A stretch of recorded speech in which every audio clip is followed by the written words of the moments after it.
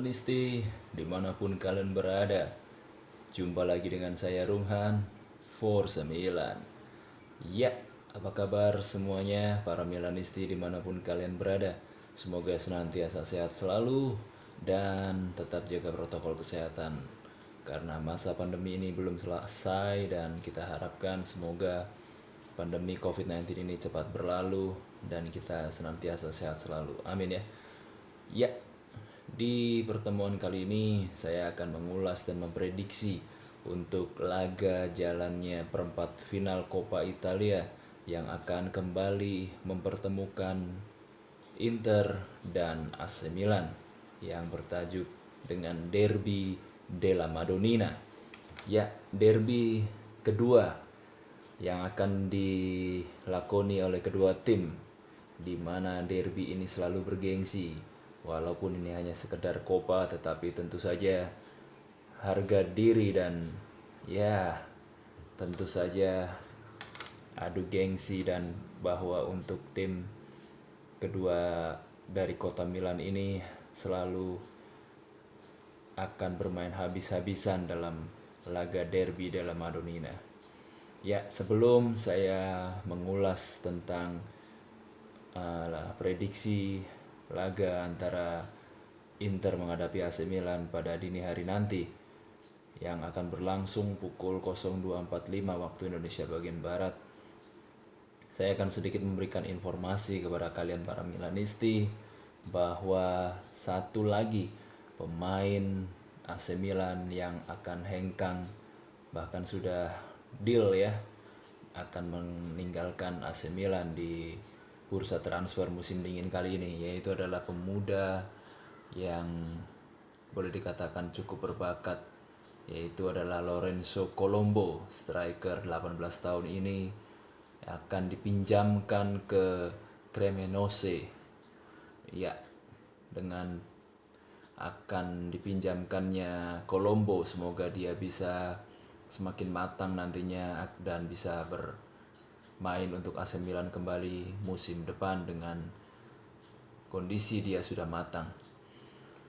Ya, lalu tentu saja saya sebagai Milanisti juga bersedih atas kekalahan yang boleh dikatakan memalukan kembali oleh Atalanta di kandang sendiri dengan skor 0-3.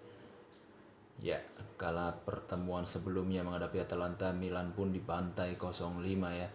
Tetapi ya sudahlah. Ini menjadi sebuah PR tersendiri buat Stefano Pioli untuk nanti menghadapi Atalanta di pertemuan kedua. Sedikit mengulas tentang laga Atalanta menghadapi AC Milan, di mana AC Milan sebagai tuan rumah benar-benar dipermalukan. Baru kali ini Milan tidak bisa mencetak gol. Ya, dan boleh dikatakan ini agak sedikit perjudian oleh Stefano Pioli menurunkan Meite sebagai playmaker, di mana kita tahu posisi sejatinya dia adalah midfielder, tetapi memang Meite ini dia lebih suka menyerang tetapi tidak harus dijadikan playmaker. Ya, ini sebuah uji coba yang sangat harus dibayar mahal oleh Stefano Pioli. Ya, dan ada berita yang sangat disayangkan lagi setelah kekalahan 0-2, Kalulu pun harus ditarik keluar karena mengalami cedera yang cukup berat ya, dan dia harus ditandu keluar. Ini tentu saja membuat para pemain menjadi drop. Padahal kita tahu Kalulu bermain bagus sekali, dia menjaga Ilic dengan bagus, tetapi sayang harus ditarik keluar. Walaupun digantikan Musasio, tetapi Musasio tetap bermain masih di bawah standar dari yang seharusnya. Ya, untuk laga nanti menghadapi Inter, Ibrahimovic sendiri sudah mengatakan bahwa kekalahan atas Atalanta memang harus diakui. AC Milan kalah dari semua lini, dari semua taktiknya, tetapi kita tidak boleh terlalu lama terhanyut dalam kekalahan itu dan harus bangkit untuk menghadapi laga berikutnya, yaitu adalah Derby della Madonnina, dan harus bangkit untuk kembali meraih ke jalur kemenangan. Semoga di laga nanti AC Milan bisa kembali menang, dan setelah AC Milan menghadapi Inter, dia akan kembali menghadapi Bologna di lanjutan Liga Serie A. Ya, itu ada sedikit kabar buruk juga untuk kalian para Milanisti, tetapi ada kabar bagusnya juga, dan saya katakan profisiat buat kita semua para Milanisti bahwa AC Milan menjadi juara paruh musim ya. Ini memang di juara paruh musim ini tidak mendapatkan apa-apa, tidak menjadi sebuah yang kebanggaan yang harus kita banggakan, tetapi menurut tradisi Serie A dalam beberapa musim sebelumnya, siapa tim yang menjadi juara paruh musim biasanya akan menjadi Scudetto. Kita aminkan saja, semoga tahun ini AC Milan bisa meraih Scudetto ke-19-nya. Amin ya. Oke, kembali ke ulasan dan prediksi untuk laga derby dini hari nanti. Ya, AC Milan tentu saja akan turun dengan line up yang boleh dikatakan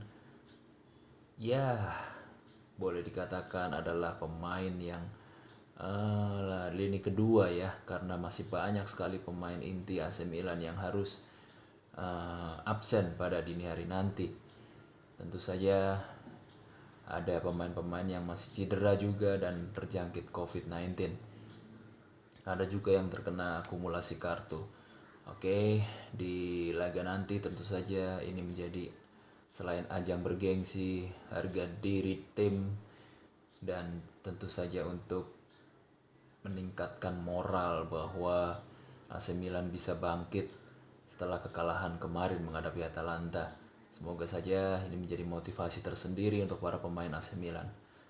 Untuk tentunya line up prediksi yang akan diturunkan Stefano Pioli pada dini hari nanti, menurut saya di penjaga gawang tentu saja Tatarusanu, karena kita tahu Donnarumma mendapatkan sanksi kartu merah, walaupun pada saat laga menghadapi Torino di Coppa Donnarumma tidak dimainkan, tetapi dia mendapat ganjaran kartu merah. Entah apa penyebabnya, kemungkinan adalah protes keras, tetapi dia harus absen kembali.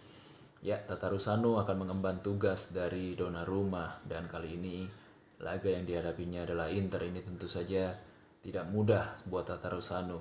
Apabila dia bisa membendung serangan-serangan dari Lukaku dan Martinez, tentu saja Tatarusanu akan kembali menjadi ujian bagi para Milanisti dimanapun berada.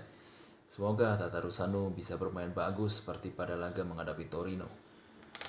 Lalu di bek kanan, saya rasa di sini akan ada rotasi ya, di mana Calabria kemungkinan akan diistirahatkan dulu, Dalot kemungkinan yang akan diturunkan dari menit awal oleh Pioli.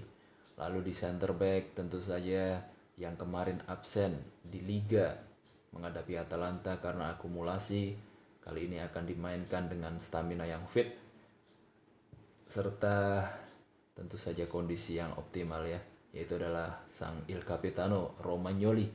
Kali ini Romagnoli kemungkinan akan bertandem dengan Simon Kjaer kembali, walaupun Kjaer ada sedikit kabar dia tidak begitu fit, tetapi tentu saja dia akan dimainkan karena kita tahu Kalulu masih harus mendekat karena cedera.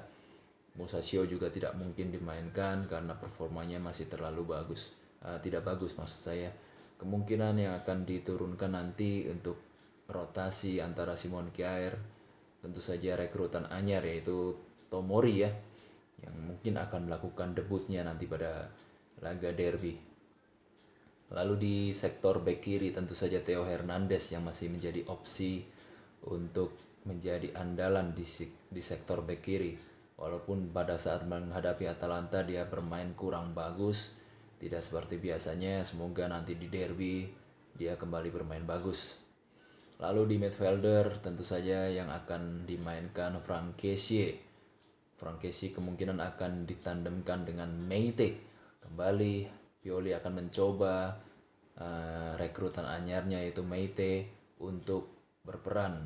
Apakah dia mampu untuk membuktikan bahwa dia bisa bersaing di sektor midfielder, karena kita tahu di sana cukup sekali pemain yang luar biasa ya. Apalagi nanti apabila Bennacer sudah kembali bermain, mungkin dia akan tersisih apabila dia tidak bisa menunjukkan performa terbaiknya. Semoga ini Meite bisa bermain bagus, memutus serangan dari Inter di sektor tengah untuk membalas bahwa penampilan buruknya kemarin menghadapi Atalanta ya. Kita tunggu saja nanti dini hari seperti apa Meite. Lalu di sektor depan tentunya di sayap kanan yang akan diturunkan adalah Alexis Saelemaekers. Kemungkinan akan dimainkan dari menit awal. Ini pemain yang sudah lama kita tunggu aksinya, karena di Liga kemarin dia harus absen karena kartu merah ya.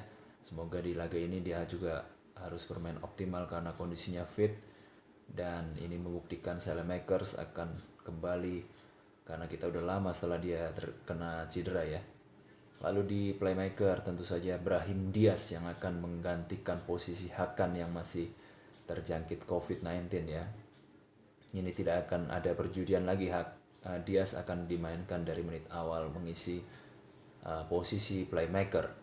Lalu di sektor sayap kiri kemungkinan Rafael Leao yang akan kembali diturunkan.